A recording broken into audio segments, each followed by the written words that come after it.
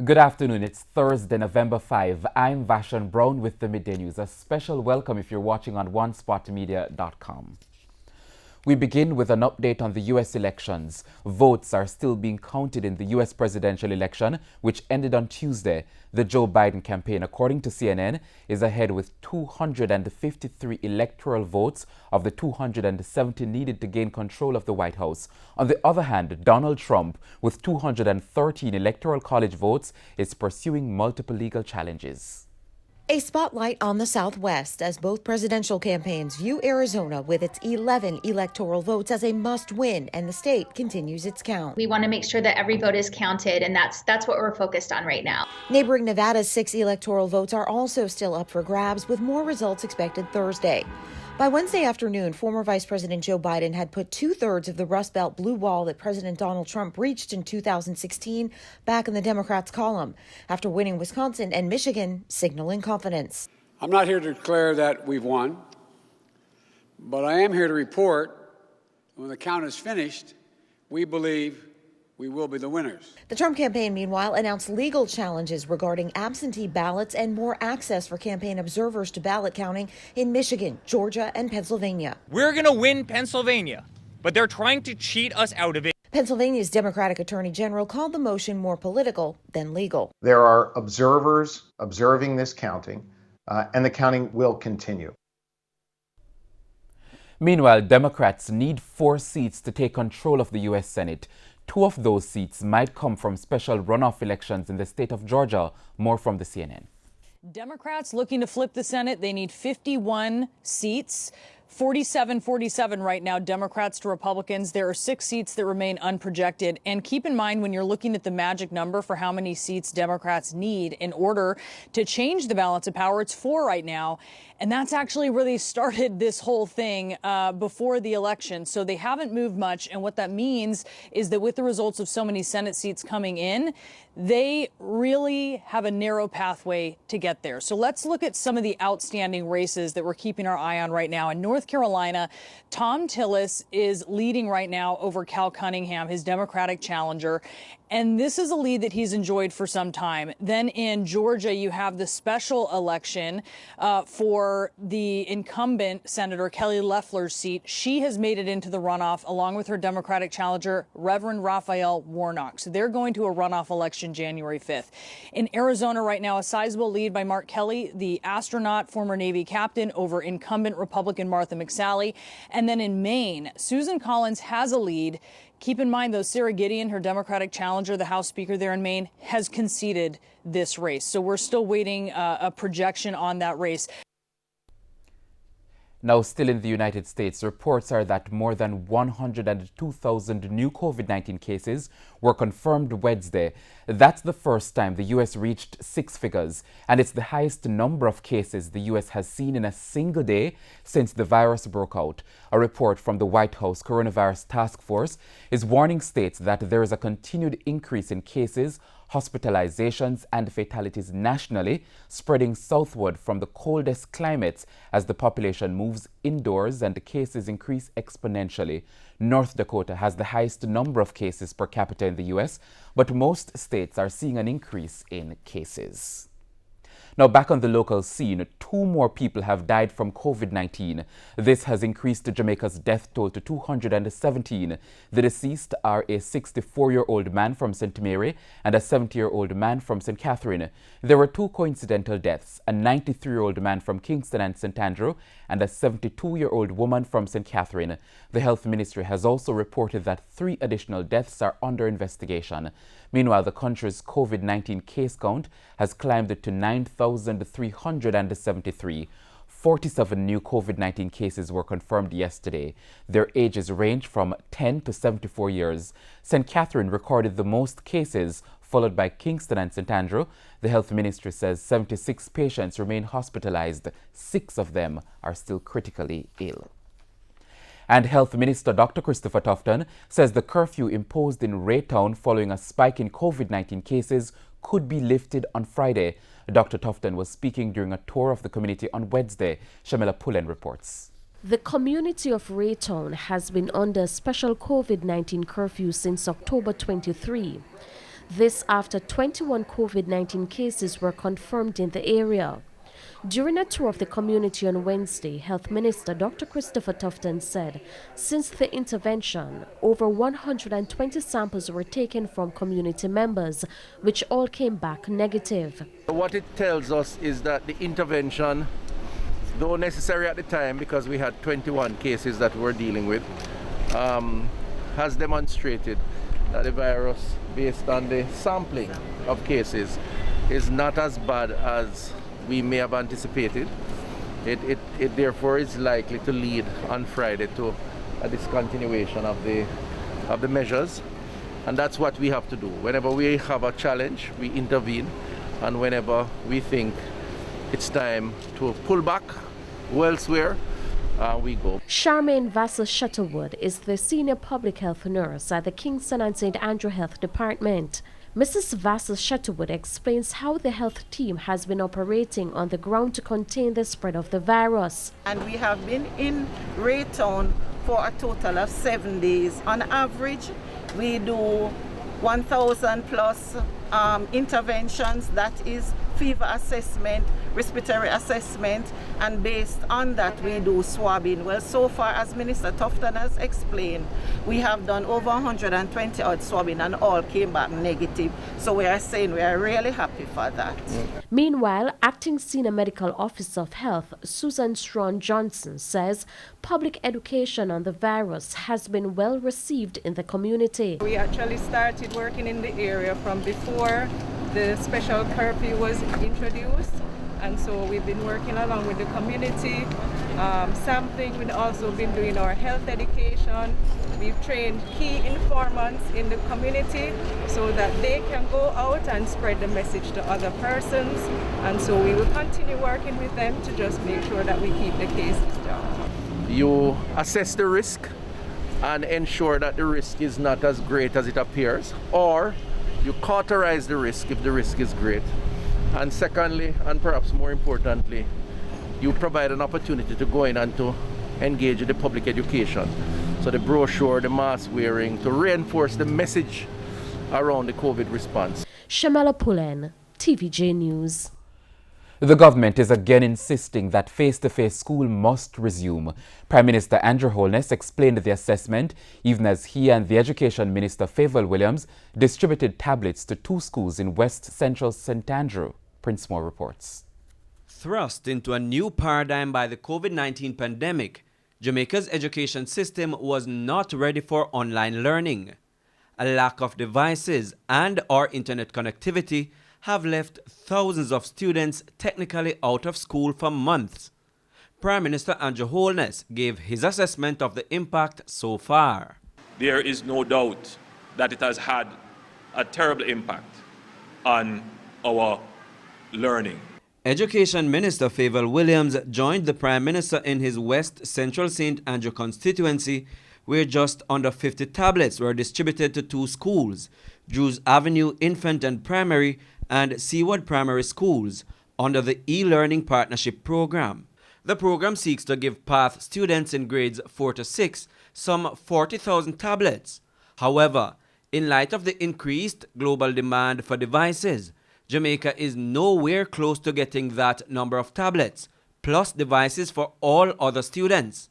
That's part of the reason the government seemingly responded to calls from some parents and teachers for the resumption of face-to-face classes. Even as we return on a phased basis to face-to-face learning in classrooms, technology will continue to be a part of the education sector going forward. It will be in our classrooms, it will be in the hands of our students. Mr. Holness explains that with all the global challenges and uncertainties, returning to face-to-face classes is not only inevitable, but a necessity. It is a difficult time. There is no question that we have to maintain the protocols and still be very cautious about reopening schools. But I'm clear in my mind that we will have to reopen our schools. We just have to figure out how to do it to protect the health and safety of our children and teachers, and certainly it is not beyond us. He notes that in spite of the move towards face-to-face classes, the COVID-19 threat is still a real and present danger. Prince Moore, TVJ News. And it's now time for a break on the midday news, but please stay with us. More local stories when we return.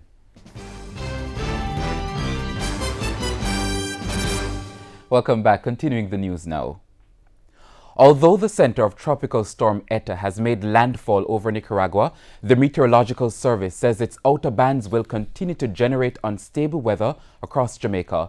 Projections are for cloudy conditions to continue, with periods of showers and thunderstorms, which could be heavy at times, especially across the northeastern and the southern parishes today. Strong gusty winds are expected to continue in the vicinity of showers and thunderstorms. The Meteorological Service has extended the flash flood warning for northeastern and the southern parishes until 5 o'clock this afternoon. The flash flood watch remains in effect for remaining parishes. There were dramatic scenes when sections of St. Thomas flooded as heavy rains pelted the parish yesterday. Streets were covered with water, causing major traffic build-up for several hours. O'Shane Masters reports. Residents of St. Thomas are in dismay as heavy rains from the outer bands of Hurricane Eta hammered the parish yesterday. The aftermath has left citizens of Swamp Road marooned. The residents are disgruntled that no one seems to be taking responsibility to address the problem, which they attribute to the lack of proper drainage. I live here 54 years now, and every time a time the rain comes, this bridge flood out, and who up the road, I can stay up the road, and who down the road, I can stay down. He added that the central and local government continues to lag in their response to the problem. The situation, he said, has negatively impacted his business. Right now, I want to have something to get us right now. I'm money to a lady, and it can't get free, because the taxi man can't get free, so you're lost. Some places difficult and dangerous, taxi man, and take. Down to the bridge. I hold it by here now, they mash up the bridge because the railing, and so they're going to fix it, and I know it can't fix. Further east, there were also reports of flooding in Pamphlet. This resulted in motorists being stuck in traffic for several hours and a sea of bystanders looking on. This elderly woman was seen clearing water and mud after water from the road flooded her house. The month of October starts. We've been getting this sort of thing, and it's finally going to house now. Finally inside the house. Wow. So as if we're mopping up now. Ms. Mitchell said she is concerned about her safety, adding that she has had enough. If you ever see my backyard, water, the house was in the middle and water around us. Tired of it, sir. Because when it started coming in the house, I started crying. And packed my bag and said, I'm not staying because I don't know how far the water will reach in the house. O'Shane Masters, TVJ News. More reactions this afternoon to the impending closure of Scotiabank in Black River, St. Elizabeth. Chairman of the St. Elizabeth Municipal Corporation, Mayor Derek Sangster, says this will have a devastating effect on not just the commercial sector, but also senior citizens. Shamila Pullen reports. It's a dark day for residents and businesses in Black River, St. Elizabeth. That's how Chairman of the St. Elizabeth Municipal Corporation, Mayor Derek Sangster, describes the pending closure of Scotiabank Black River branch. Mayor Sangster says the news that the branch will be closed February of next year comes as a shock. But a greater challenge will be, of course, those elderly persons who I think we all appreciate might not so easily accept and work with the new technology of banking and what is proposed, I imagine. I don't think we appreciate how much it means to a lady from any district that you might want to name, you know, coming down to the bank on any given day with her bank book, who she wants to be able to draw out her cash. Mayor Sangster says for decades, the Black River branch has been serving both St. Elizabeth and Westmoreland. The closure means persons would have to travel some distance to another town to carry out business transactions. Here at the Municipal Corporation, we will also be severely affected because we have one of our larger accounts there at the bank. And, you know, on a weekly basis, there are several transactions that are done. And I give you an instance. We give out some work to 4 or 5 persons, and they get a check, in payment of it. One of them will have to travel to the other institution in the other town to cash that check because they might not easily get it cashed at another business place in the town of Black River. Mayor Sangster thinks a reversal of the decision would be wise, especially in the interest of the senior citizens. Residents are now waiting to see what new arrangements will be made when the closure takes place. We would want to assume that the matter is at a stage where the decision will not or cannot be reversed. I don't know. But, I've spoken to many business persons. Many private citizens have called me about it, and they wish that such a decision could be changed, but I don't know. As I say, I suspect it is irreversible. Shamela Pullen, TVJ News. The Electoral Office of Jamaica, EOJ, says all election day workers should be paid by this weekend. The 67,000 workers were scheduled to receive payment last month. In an update to our news center, Director of Elections Glasspool Brown said 70% of the employees have so far been paid. At today's date, a number of our workers have been paid. Certainly a significant amount of what we call the one-day policemen, the presiding officers, the poll clerks, the sanitizers, etc. Based on preliminary data that I've got, in excess of 70% have been paid. We are fairly advanced with the payment of the supervisors, and we anticipate that by this weekend, a large amount of our workers would have been paid. A number of technicians were paid today, based on what I've seen and what I got from the accounts department. A number of them were paid today. Overseas now, the European Union and Euro area is projecting that its economy will contract by 7.8% this year, before growing 4.2% in 2021 and 3% in 2022. This was revealed in its autumn 2020 economic report released on Thursday. It noted that output in both the Euro area and the EU is not expected to recover to pre-COVID-19 levels until 2022. The report, however, noted the rise in unemployment was, however, contained, but it was not so for economic activity as that dropped significantly. Details in this report.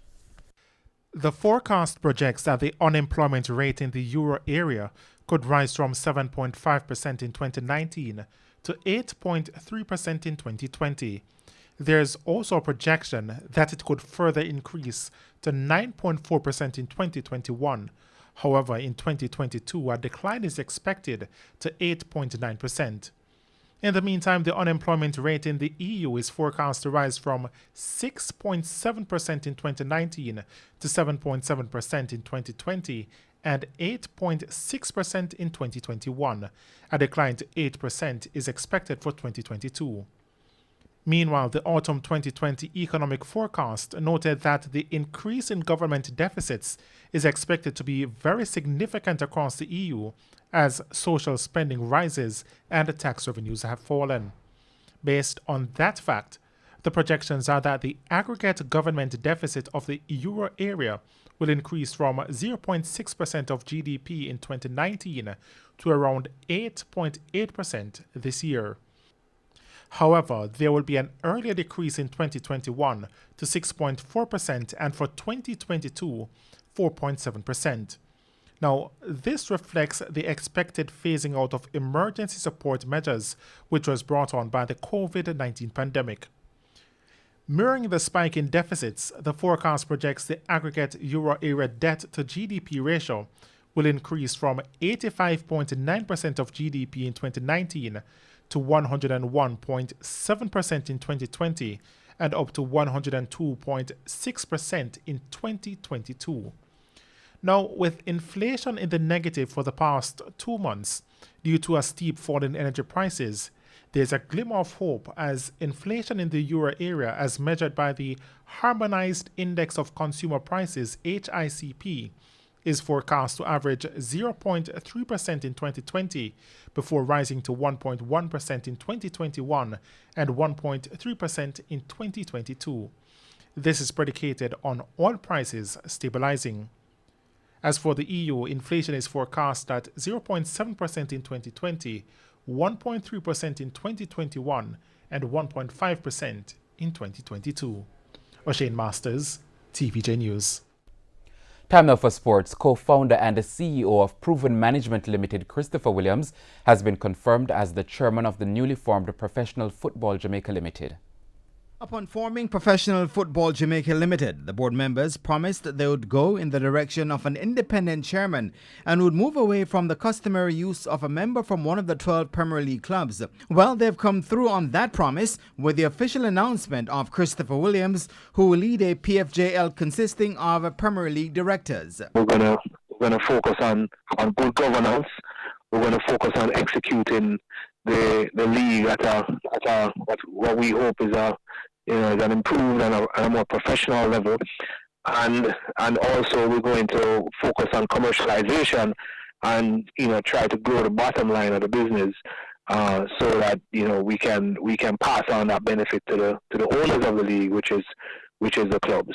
The PFJL has the responsibility of securing sponsorship for the league, which is tentatively set to start on November 14, and according to Williams, he's taking charge of a product which leads in viewership in Jamaica. Yes, we have to improve the execution, and we have to, as all businesses, you have to continuously improve your product, and we will be focusing on that.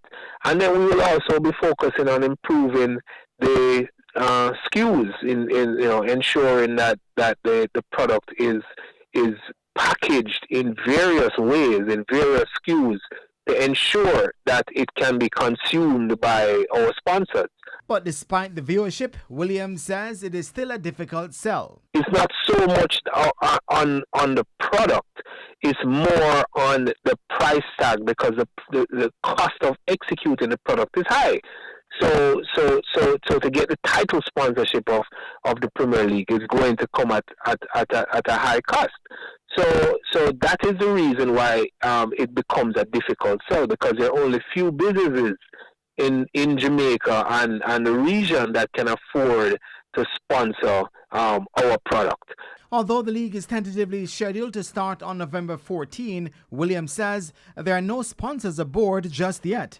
We have a number of entities that we have reached out to, and that have reached out since my announcement, and that's a part of it. The part of it is that we are taking football to a more professional level, and that's my role. My role comes in to help with the governance and the execution, so that sponsors will be comfortable and be confident that what they sign off on will be delivered. The PFJL has replaced the Premier League Clubs Association, which was in operation for 12 years. And that's the Midday News. I'm Vashan Brown. Join us at 7 for Primetime News Package. On behalf of the news, sports and production teams, have a wonderful afternoon.